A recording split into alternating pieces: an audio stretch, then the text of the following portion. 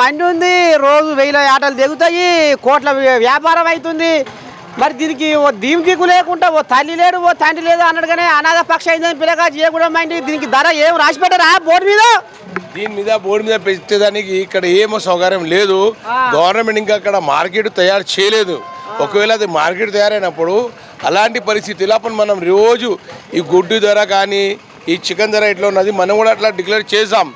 మండి ధర పట్టి వాళ్ళు లోకల్ రిటైల్ ఎట్లా అమ్మాలి వాళ్ళు కూడా మనం చూపిస్తాం. మరి కొన్ని కోడియాలు అడ్డగోడిగా దోపిడీ చేస్తున్నాయటగా, సీతకాయలకు అడ్డగోడి అందా సొప్పుని అమ్ముతున్నాయట. పసి పట్టిన అక్కడ కొంత వీడియో వచ్చింది. కానీ అలాంటి చెప్పడం అన్ని తప్పు మాటలు. ఈ జీవడ మార్కెట్లో చాలా రీజనబుల్ రేట్లనే జీవాలు ఇవ్వడం జరుగుతుంది. ఇలాంటి వచ్చిన ప్రతి కస్టమర్కి చాలా రీజనబుల్ రేట్ మీదనే మేము జీవాలు ఇస్తాం.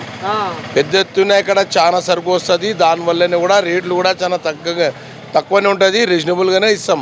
ఇప్పుడు మార్కెట్ ధర ఈ రోజు మా దగ్గర 720 రూపాయల నుండి 750 రూపాయలు కేజీ ధర నడుస్తున్నది. మేక పొడేళ్ళు, గొర్రె పొడేళ్ళు. అదే దాంట్లో వచ్చేసి ఫిమేల్ వచ్చిన తర్వాత అది 700 రూపాయల కేజీ మేము అమ్ముతాము. ఇక్కడ నుండి రిటైల్లో తీసుకున్న వాళ్ళు కూడా 840 నుండి 860 వరకు వాళ్ళు కూడా సిటీలో అమ్ముతారు. ఈ మండి ఇంకా గవర్నమెంట్ కూడా దీనికి మోడర్నైజ్ చేయాలి. గవర్నమెంట్ కూడా మా ఒక నిర్దిష్టమైన లెక్క అనేది మాత్రం బోర్డు అయితే లేదు. లెక్క ఉన్నది, ఒక్క స్టార్ట్ పడతలేదు. ఇప్పుడు ఎట్లా ఉన్నదంటే ఇప్పుడు ఇక్కడ మార్కెట్ ధర మొదలవుతుంది. తెల్లారితేనే ఇలా 780 రూపాయలు 750 రూపాయలు అని చెప్పేసాం. ఒక్క మోడ నుండి మొదలైతే అన్ని మోడలు ఒక్కటే రేటు 750 అని కమిటీ అయ్యి జీవాలు అమ్మడం జరుగుతుంది. ఈ మాత్రం ఖాయం. రాసి ఉన్నా రాసి లేనా కూడా ధర మాత్రం అందరూ అనుకుంటాం ఈ ధర అమ్మాలని, అదే ధర మేము అమ్ముతాం. ఒకవేళ సరుకు బలంగా దిగిందంటే ఇంకా ధరలు తగ్గుతాయి. ఇప్పుడు రానికి కూడా మంచి పీక్ ఉన్నది, మహారాష్ట్ర పీక్ వస్తుంది. అప్పుడు చాలా ధరలు పడిపోతాయి. అప్పుడు 700 రూపాయల లోపట్లోనే మార్కెట్ ధర వస్తుంది. సరే, ఇప్పుడు మరి ఇంటి దేవుని తీసిపెట్టి బొల్లెపల్లి దేవునికి బోరం పెట్టినట్టు ఈ తెలంగాణ సరుకు ఏమైపోయింది, ఎట్లా? మరి ఇప్పుడు మీరు పొరుగు రాష్ట్రాలకు వెళ్ళి తే అని ఫోన్ల మీద ఫోన్ కుదుతుర్రు. మరి తెలంగాణ సరుకు ఏమైంది మగోడా?